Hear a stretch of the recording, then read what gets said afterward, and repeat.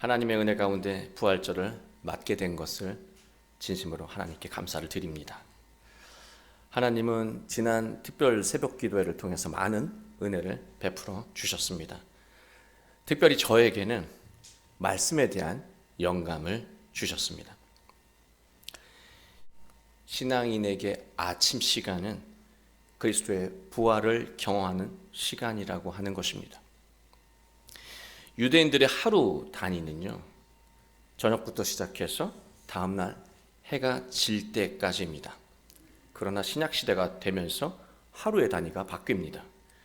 새벽에서 시작해서 이튿날 해가 뜰 때까지가 하루입니다. 그 이유는요, 예수님이 그 어둠의 순간과 그 시간을 이기고 부활하신 시간이 바로 아침이기 때문입니다. 그리스도인은 어제까지 겪었던 아픔과 절망을 밤사이에 회복하고 예수 그리스도와 함께 생명력 가득한 새날을 시작하게 되는 것이죠. 바로 그리스도인이 누리는 은혜가 아침에 누리는 은혜라고 하는 것입니다. 그런데 문제가 있습니다. 우리가 맞이하는 아침은요, 생명력과 거리가 멀다는 거예요. 우리는 고단함이 회복되지 않는 채로 아침을 맞습니다. 우리는 어제의 아픔과 속상함, 상처를 그대로 느끼면서 하루를 시작합니다.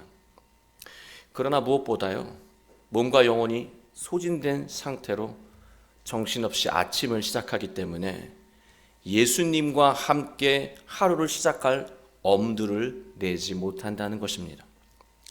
그래서 우리의 삶은 고단함과 괴로움의 사이클에서 벗어나지 못합니다. 매일같이 고단하고 매일같이 죽겠는 것이죠. 이런 상태에서 삶이라고 하는 것은 하루하루가 그냥 버티는 것입니다. 죽지 않고 버티는 거예요. 이것은 생존을 위해서 어쩔 수 없이 살아가는 그런 삶을 의미하는 것이죠.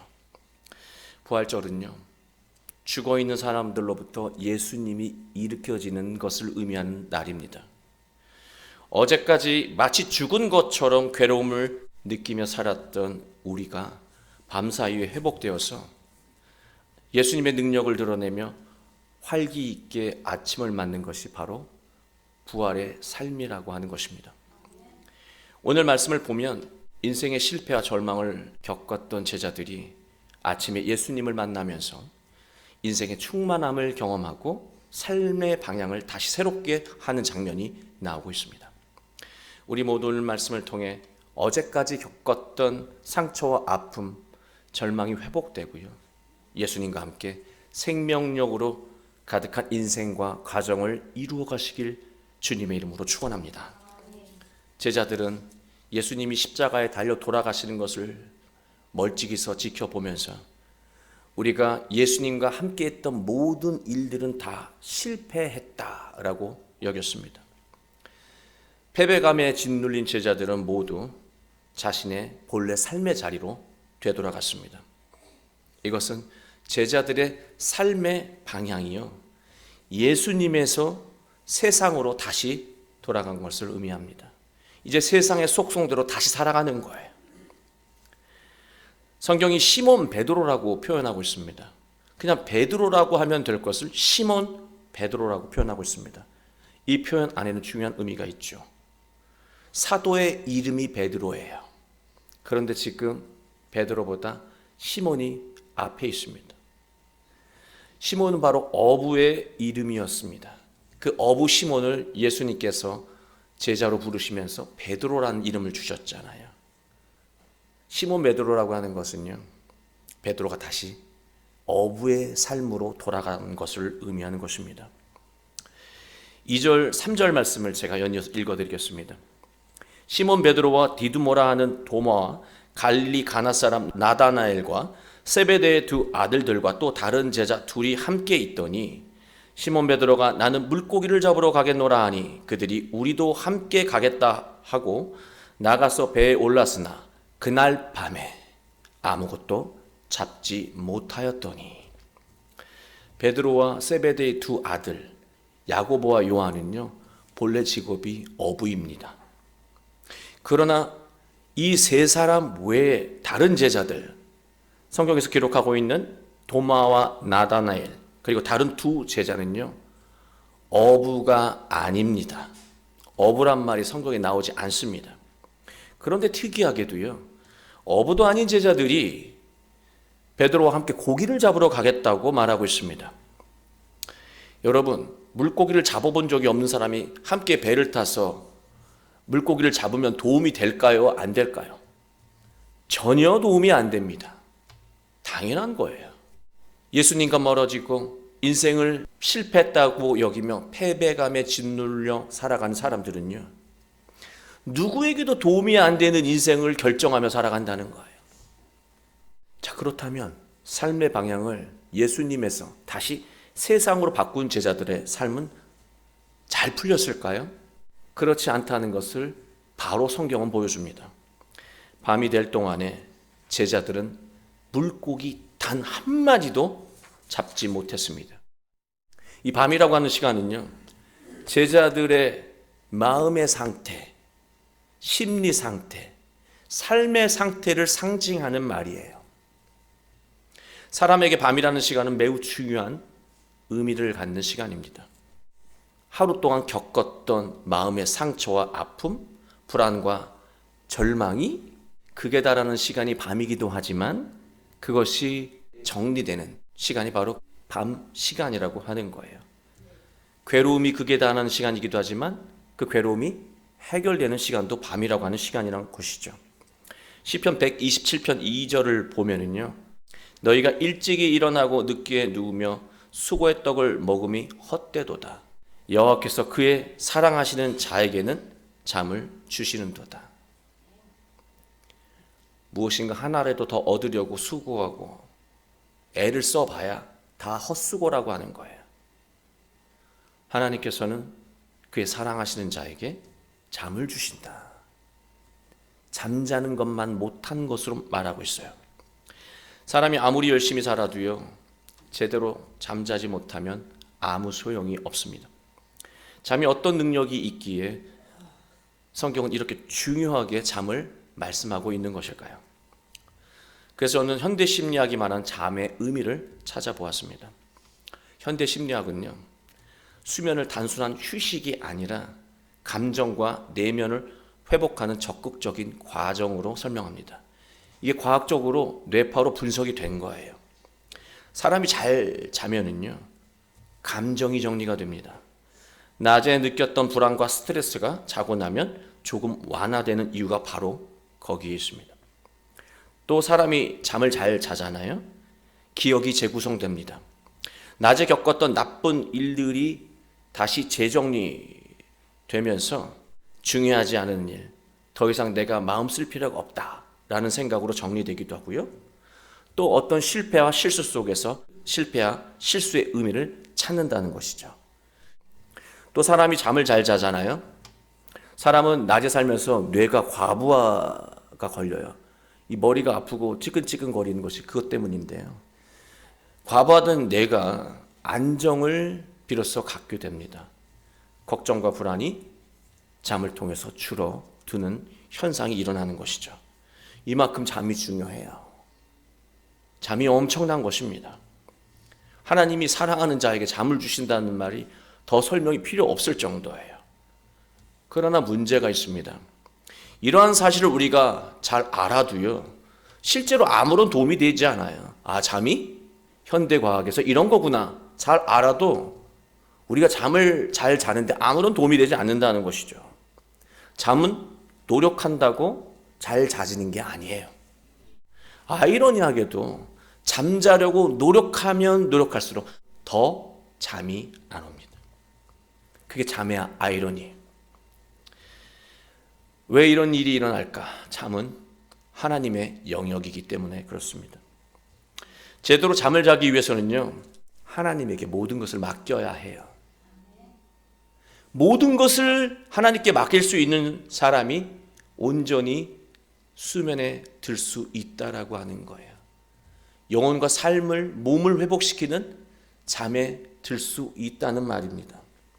우리는 살면서 실패를 겪고 절망하고 낙심합니다.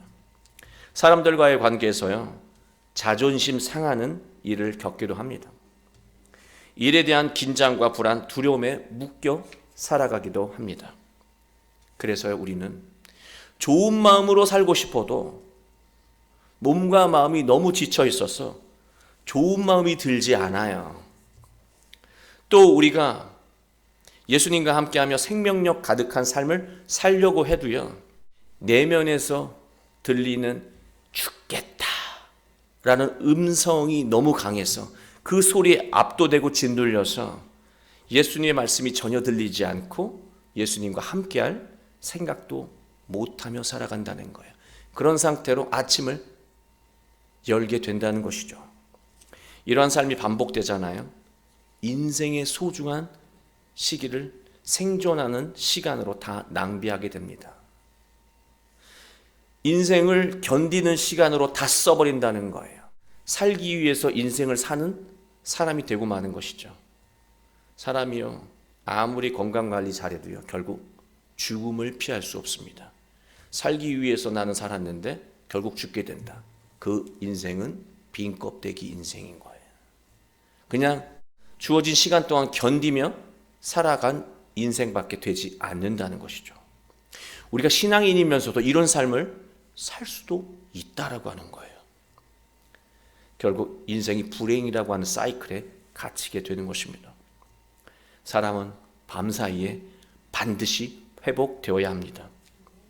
하나님에게 모든 것을 맡겨야 합니다. 하나님에게 모든 것을 맡기는 방법이 있습니다. 단 하나의 방법이 있어요. 과학은 수면제를 주지만 수면제를 먹지 않아도 신앙에 유일한 답이 있습니다. 예수님의 십자가를 떠올리면서요, 하루에 일어났던 모든 일들, 속상하고 힘들었던 일들, 자존심 상했던 일들, 자꾸 곱씹게 되면서 마음이 무너지게 되는 일들, 그 모든 일들을 예수 그리스도 십자가 앞에서 정리하는 거예요. 내가 상상할 수도 없는 고통 속에서 십자가를 겪어냈던, 또 이겨냈던, 승리하셨던 예수님을 바라보면서 내가 오늘 하루 동안 겪었던 일들을 반추해 보는 거예요. 그리고 그 모든 일들을 정리하는 것입니다. 예수님의 말씀 안에서. 그리고 우리는 하나님의 말씀을 이 밤 시간 잠자기 전에 읽고 묵상하는 것입니다. 많은 양을 읽으라고 하는 그런 주문이 아닙니다. 말씀을 읽는 거예요. 또 우리는 이때 자기에게 필요한 말씀을 막 찾거든요. 찾지 마세요. 규칙적으로 여러분이 가능한 분량의 말씀을 읽으세요. 짧아도 상관없습니다. 말씀을 읽으세요. 규칙적으로 말씀을 묵상하면 그 말씀이 내 안에 깊이 누적되고 쌓여서 그 말씀이 내가 걱정과 근심 속에서 잠을 설칠 때, 그래서 근심 걱정 나서 잠자다가도 한숨 쉴 때, 아니 잠이 들긴 했는데 꿈에도 시달리는 상황이 벌어질 때, 그 말씀이 우리 안에서 치유하고 회복하는 작동을 하기 시작한다는 거예요. 하나님, 우리가 잠자는 사이에 말씀을 통해서 우리의 상처와 아픔을 치유하십니다. 그러나 복된 삶을 살기 위해서는요, 한 가지 더 중요한 단계가 있습니다. 보네퍼 목사가 이런 말을 합니다. 아침에 일어나자마자 드는 첫 생각과 첫 번째 말을 하나님에게 드리는 것입니다. 이 과정이 너무나 중요해요. 우리가 어제 일어났던 일들 마음에 위로받는 걸로 끝나면 안 되잖아요. 오늘 새롭게 살아가야 하잖아요. 그 아침 첫 번째 드는 첫 생각과 첫 번째 말을 하나님께 온전히 드려야 한다는 것입니다. 아침은 하나님과 예수 그리스도에 속한 시간이라고 하는 거예요. 이 시간에 주는 은혜를 우리가 누리지 못하면 희망이 없다라고 하는 거예요. 왜냐하면 올바른 인생과 복된 인생, 성취하는 인생은 이 아침 시간에 정해지기 때문에 그렇습니다. 우리가 아침에 일어나서 첫 번째 드는 생각이 피곤하다, 더 자고 싶다, 시기를 맞춰야지. 또 아침에 일어나서 첫 번째 하는 말이 첫 번째 말이 한숨이 되어버린다면 어제 느꼈던 감정, 어제 겪었던 일들이 아무것도 해결되지 않은 것입니다. 이 상태로 하루를 살아가면 희망이 없다는 거예요. 똑같은 불행의 굴레에서 벗어나지 못한다는 것이죠. 벗어나야 하는 거예요. 그러나 밤사이에 하나님이 주신 잠을 잔 사람은요, 첫 생각과 첫 말을 온전히 하나님께 드릴 수 있다는 것입니다. 회복이 됐잖아요. 하나님, 오늘 하루를 주셔서 감사합니다. 다시 새롭게 하루를 시작하고 싶습니다. 그리고 밤사이에 하나님이 주신 잠을 통해 참된 회복을 이룬 사람은요, 자기 자신과 함께 하시는 예수님을 이 아침 시간, 부활의 시간에 만나게 된다는 거예요. 성경을 보시면 밤이 될 때까지 고기를 잡지 못했던 베드로와 이 다른 제자들이요, 고통스러운 밤을 보내고 이제 날이 밝아오고 있습니다. 그때 제자들에게 예수님이 나타나셨고 그들은 예수님을 만납니다. 새벽 시간에 이 절망의 한가운데에서 제자들은 예수님을 만납니다.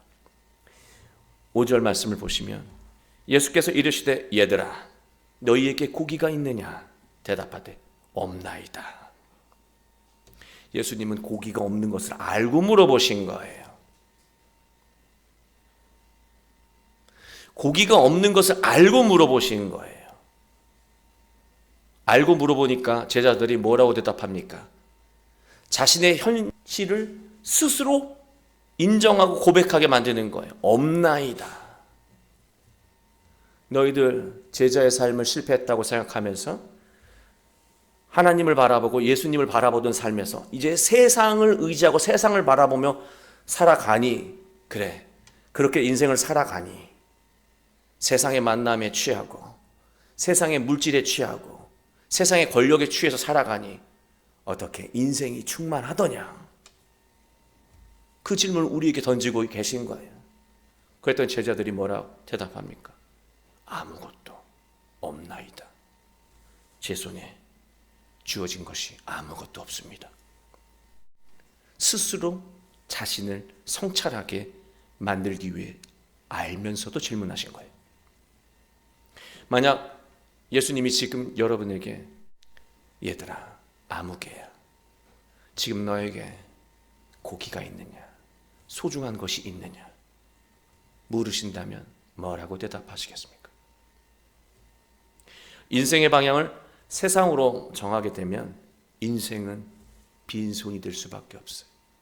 무가치한 공허한 인생이 될 수밖에 없다는 말이에요. 예수님 말씀하십니다. 6절이에요. 이르시되 그물을 배 오른편에 던지라. 그리하면 잡으리라. 이에 던졌더니 물고기가 많아 그물을 들 수 없더라.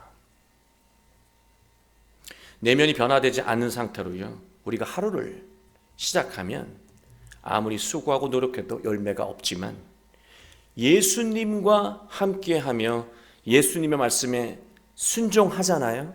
던지라 그러면 던지고 가라면 가고 섬기라 하면 섬기고 사랑하라 하면 사랑하고 지금 이때다 용기를 내라 하면 용기를 내고 그렇게 살아갈 수 있다면 우리의 삶이 충만해지는데요. 그 충만함이 표현이 너무 감동적이잖아요. 내가 주체할 수 없을 정도로 감격적이라고 하는 거예요.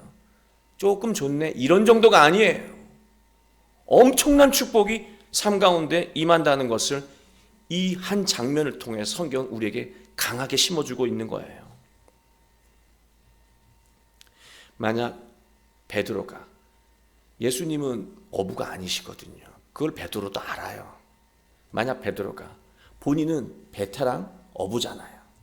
근데 자기가 밤새도록 물고기를 잡았는데 뭐 오른쪽으로는 안 던졌겠어요? 왼쪽으로도 던지고 오른쪽으로 던지고 앞으로도 던지고 뒤로도 던졌겠죠. 뭐 왼쪽으로만 던졌겠습니까? 사방으로 그물을 던졌는데도 단 한 번도, 단 한 마리도 고기를 잡지 못했잖아요. 그 경험을 갖고 있습니다. 그런 베드로에게 예수님이 오셔서요, 오른쪽으로 던지라고 말씀하고 있습니다. 오른쪽. 올바른 삶이 되겠죠. 올바른 삶의 방향이 되겠죠. 그쪽으로 그물을 던지라고 말씀하셨어요.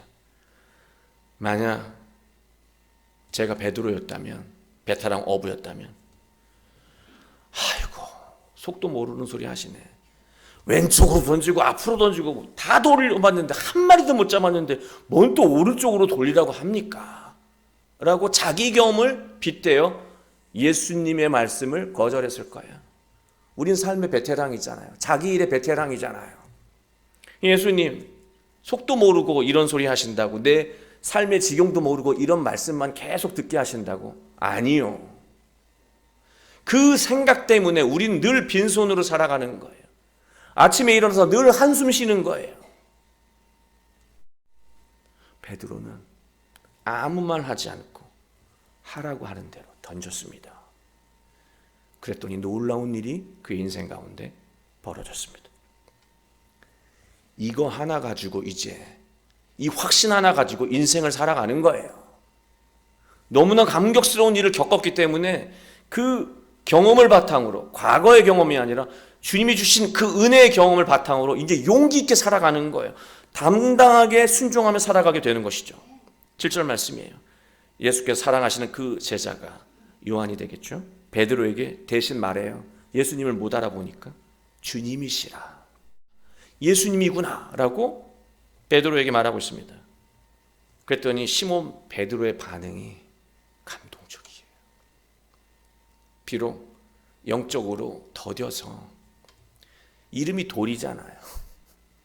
영적으로 더뎌서 이해력이 부족할지라도요, 저분이 예수님이라고 하는 것을 알아보는 사람을 통해서 예수님을 깨닫게 되니까요, 곧바로 행동으로 옮깁니다. 이게 베드로의 강점이에요. 주저하지 않습니다. 이것저것 재지 않아요. 바로 순종합니다. 그리고 뭐라 그러냐면, 벗고 있던 겉옷을 다시 두른 후에, 이 다시라는 단어가 안 나와 있지만 다시 입고서 바다로 뛰어들었다, 그렇게 되어 있습니다. 바다로 뛰어든 것도 이해 안 되시겠죠.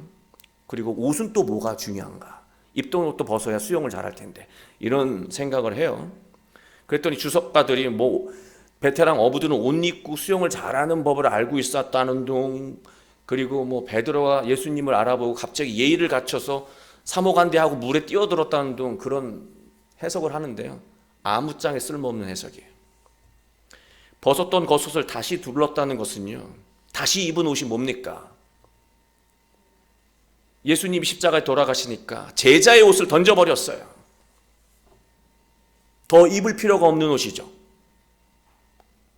그러나 예수님을 만나니까요, 벗었던 제자의 옷을 다시 입은 거예요. 그런데 바다에 뛰어들습니까? 바다가 어디입니까?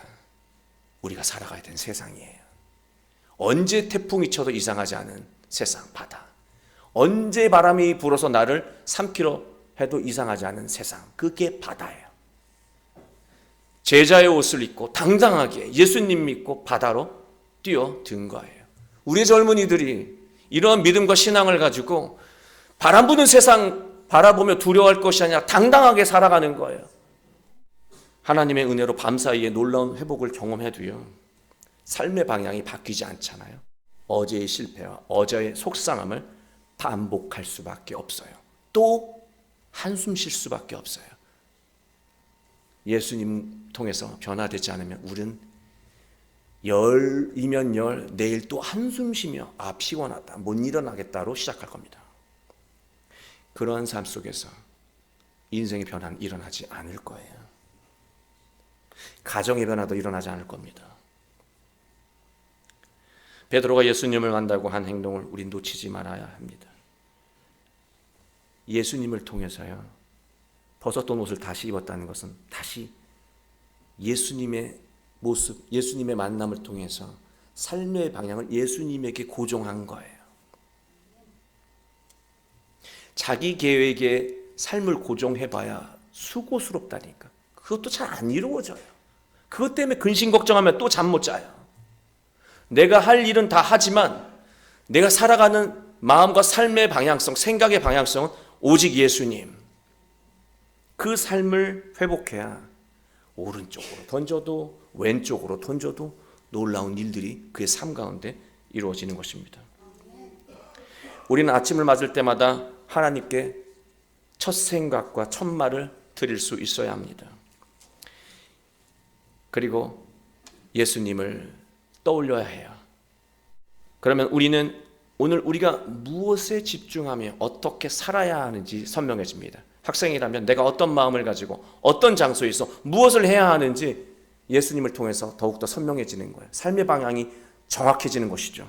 직장인이라면 내가 오늘 무슨 일을 집중하고 마무리해야 되는지 정확해지는 거예요. 내가 속상한 상태에 있다면 내가 이 마음을 어떤 상태로 회복해야 하는지 분명해지는 것이죠. 그 괴로운 현실을 잊으려고 엉뚱한 곳에서 즐기고 노느라 소중한 시간을 낭비하지 않게 된다는 거예요. 어제까지 세상과 부딪히며 죽어가던 우리의 영혼과 삶에 그리스도의 부활의 생명 능력이 깃들게 되는 거예요. 사랑하는 교회 여러분, 아침의 첫 시간, 하나님과 그리스도에 속한 시간입니다. 우린 이 시간을 잘 활용해야 돼요. 이 시간의 은혜를 경험해야 합니다. 이 시간에 오늘 어떻게 살아가야 할지를 정해야 합니다. 아침에 드는 첫 생각과 말을 하나님께 온전히 드릴 수 있다면 우리는 생존하기 위해서 사는 것이 아니라 내가 학생이니까 그냥 학교에 가는 거다 이렇게 사는 것이 아니라 내가 직장인이니까 그냥 일하러 가는 것이지 목구멍이 포도청이지 그러면서 간다면 우리는 어제와 다른 삶을 살 수가 없을 거예요. 그러나 우리가 온전히 하나님께 드리며 아침을 열어간다면 우리는 어제와 다른 생명력 넘치는 삶을 시작할 수 있게 될 것입니다. 우리 모두 베드로처럼 하루를 마치고 그 밤 시간에 예수님을 통해서 나의 실패를 인정하고 나의 속상함을 다 고백하며 하나님의 말씀을 묵상하고 그 밤사이 시간 동안에 하나님의 말씀이 나를 치유할 수 있도록 환경을 만들고 아침에 일어나서 첫 생각과 첫 말을 하나님께 드리며 놀라운 능력과 은혜를 경험하는 복되고 충만한 인생, 가정, 교회를 이루어 가시길 주 예수 그리스도의 이름으로 축원합니다.